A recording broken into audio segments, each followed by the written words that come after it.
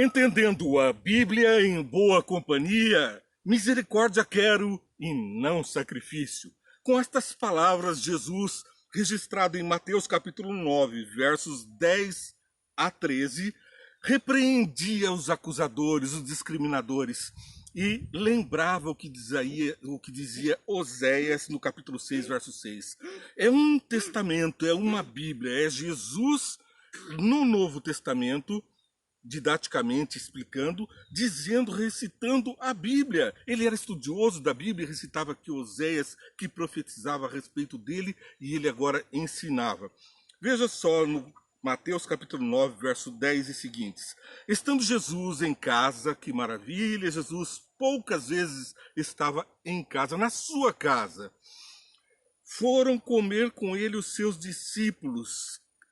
Que alegria receber em casa as pessoas de quem gostamos, aqueles que seguiam Jesus por todas as partes, que estavam com ele nos momentos bons e nos momentos difíceis. Agora, no momento bom, em confraternização. Estavam ali os discípulos, os publicanos e os pecadores. Só faltou eu lá, né? Nós podíamos estar em uma festa com Jesus. Todos os pecadores, publicanos e os discípulos, aqueles mal falados, estavam lá os pecadores. Vendo isso, os fariseus perguntaram aos discípulos dele: por que o mestre de vocês come com publicanos e pecadores? Se sentiam muito justos, muito nobres, porque praticavam jejuns, orações longas, trechos da Bíblia recitados e escritos pela sua roupa, na sua testa, cheios de cerimônias, jejuns e orações. Se sentiam, portanto, melhores que os outros, porque o seu mestre come com eles. Ouvindo isso, Jesus disse: não são os que têm saúde que precisam de médico, mas sim os doentes. Vão aprender o que significa isto. Desejam misericórdia, não sacrifício.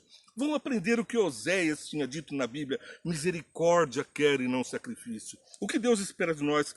Pois eu não vim chamar justos, mas pecadores ao arrependimento. Jesus veio para me chamar, para me buscar. Aqueles que se sentem justos em si mesmos, com suas próprias forças, não precisam de um Salvador. Aqueles que têm no seu sacrifício, nas suas ofertas, nos seus atos de caridade públicos, não precisam de Salvador a seus próprios olhos. Estão, todavia, contaminados com o Deus desse século. O eu próprio, a exaltação própria, o ego está sentado no trono de Deus, em seu lugar. Assim disse Jesus, que a glória que eles mereceriam ter, já a tem aqui na terra. Esse é o tema que estamos estudando sobre jejuns e sacrifícios, com o título Companheiros de Jejum. Isaías 58, versos 1 a 8, que vou alongar até o verso 14.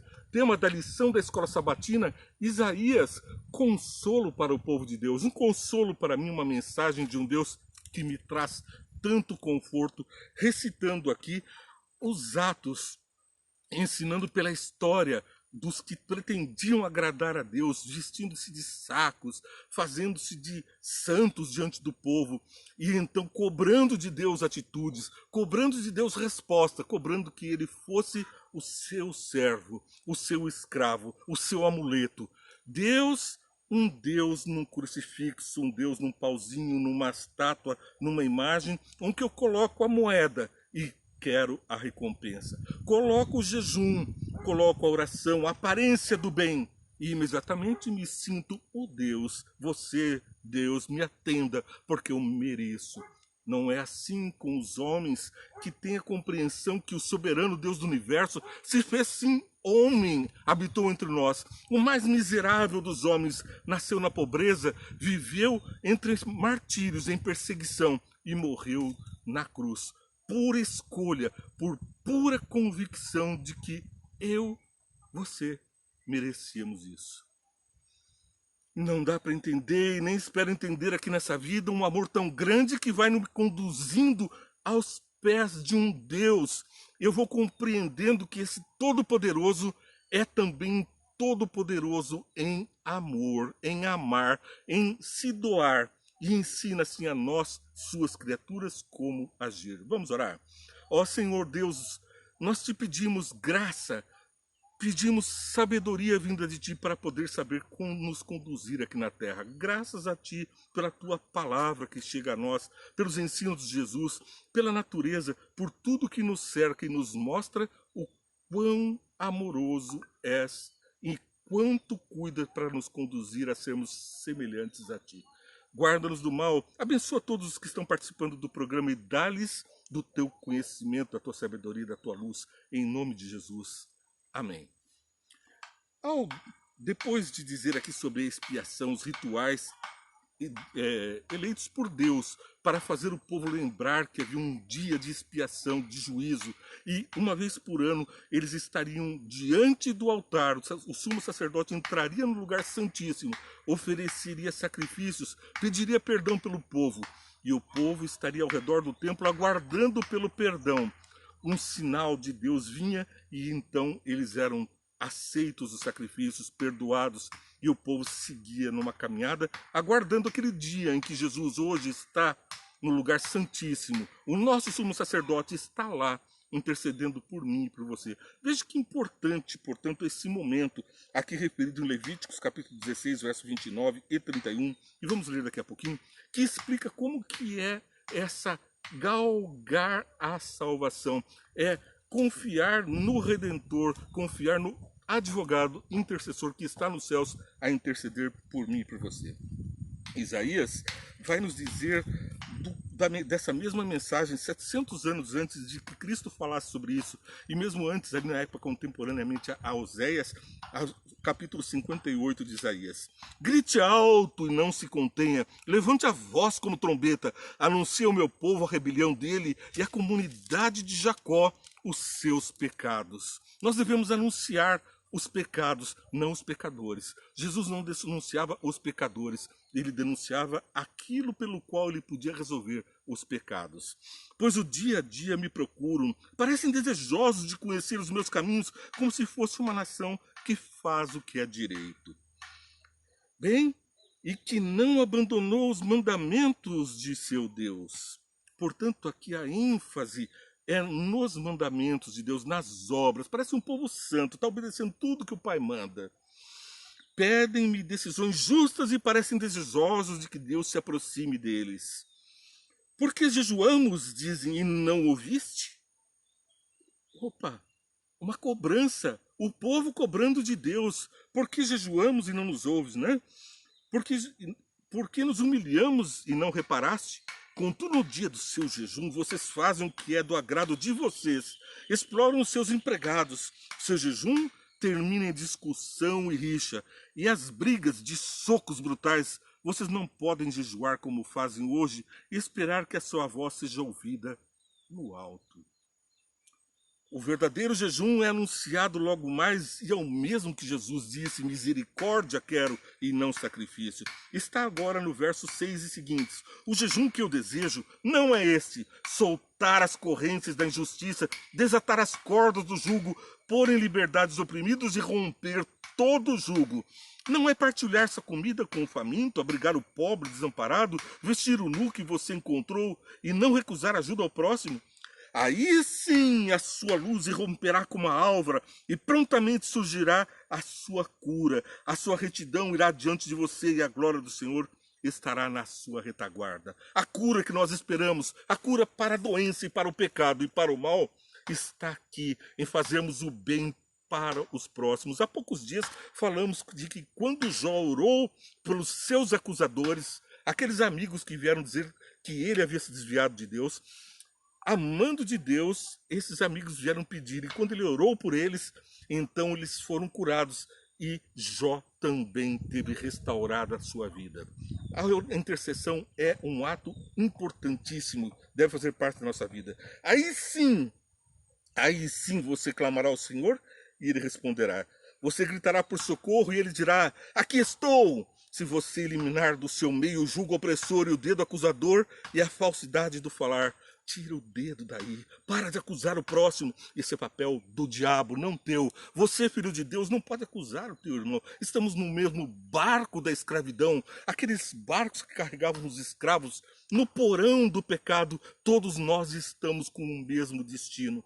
Mas o nosso Redentor abre as portas e nos traz uma libertação. A libertação da escravidão do pecado, a escravidão que nos faz sentirmos melhores que os outros por pequenos atos de bondade, porque oramos, porque jejuamos, porque nós estamos publicamente contristados, mas lá dentro o orgulho, a vaidade faz de nós um Deus sentado no trono a exigir a observância dos outros, o reconhecimento dos outros e mesmo de Deus, que Ele me reconheça, porque Ele não me ouve, eu estou jejuando, Ele não me ouve. Que audácia! Julgará o homem a Deus? Pois bem, se com renúncia própria você beneficiar os famintos e satisfizer o anseio dos aflitos, então a sua luz despontará nas trevas e a sua noite será como meio-dia. O Senhor a guiará constantemente, satisfará os seus desejos numa terra ressequida pelo sol e fortalecerá os seus ossos. Você será como um jardim bem regado. Os hormônios da saúde invadirão a sua vida. Os seus ossos, portanto, serão fortificados com o tônus da endorfina, um hormônio que faz a alegria, que faz a restauração dos ossos, dentes, ossos, cabelos, unhas, fortalecidos por um hormônio da alegria de compartilhar. Compartilhar não do que está sobrando, não é do lixo, é compartilhar do que temos à mesa. Jesus estava à mesa com pecadores, publicanos e com os discípulos, repartindo não só com aqueles amados discípulos, mas também com os pecadores e com os seus acusadores, aqueles fariseus, aqueles que estavam diante dele, comendo da comida dele, dentro da casa dele e blasfemando contra Deus. Ele come com pecadores, ele come comigo, ele tem um lugar à sua mesa comigo e para você também. Então nós podemos esperar, não nos sacrifícios, não nos jejuns. É claro que o jejum é muito importante, foi assim que Jesus venceu o diabo lá nos 40 dias de tentação no deserto. Satanás veio tentá-lo, o Espírito Santo havia fortalecido a Jesus. Eles tinham encontrado força e graça diante de Deus no jejum e na oração. Mas ali ele estava em humildade, em contrição, não publicamente, não mostrando o rosto pálido, em sofrimento para esperar reconhecimento humano. Ele e Deus, ele e o Espírito Santo e os anjos estavam a contemplar, o universo a contemplar o Filho de Deus que estava pronto a repartir o pão da vida, que era ele mesmo, que seria pendurado no madeiro. Vem Satanás e ele vence Satanás. Está escrito, disse ele. Ele não mostrou ali a sua glória por estar fazendo jejum. Não mostrou ali a sua divindade. Eu sou Deus, você fica aí, diabo. Não, era aquele homem que se punha a serviço de Deus. O homem Jesus, filho de Maria, filho de Deus. O Deus homem. Deus da eternidade, homem da manjedoura, criança da manjedoura, que os pregos e os cravos cravaram, que fez verter sangue. Esse homem que sofreu, não com jejum, não com tradições, não com pregação da boca para fora, mas vivendo do íntimo, suando sangue por mim e por você.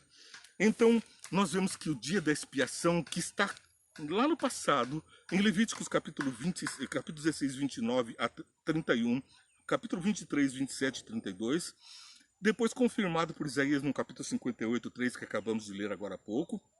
Por expressões análogas, nos humilhamos, confiamos e nos afligimos a alma. Então, nesse íntimo, nós estamos depurando o corpo com jejum. Estamos limpando a mente com as toxinas. Toxinas do alimento, por isso jejum. Toxinas das conversinhas de botequim, das piadinhas sujas, das piadas com o nome de Deus no meio. Não tomarás o nome do Senhor teu Deus em vão. Nós temos nos contaminado com o que vemos, com o que ouvimos. Ouvimos falar mal dos outros, acusamos os outros, a nossa boca fala de coisas nojentas que o nosso coração está cheio. Precisamos de um jejum espiritual, um jejum de parar de falar coisas vãs, de parar de ouvir as vozes do diabo proclamada por risadas de pessoas. Filmes, novelas, jogos, passatempos estão distraindo o povo de Deus de um dever maior, de uma vida verdadeira.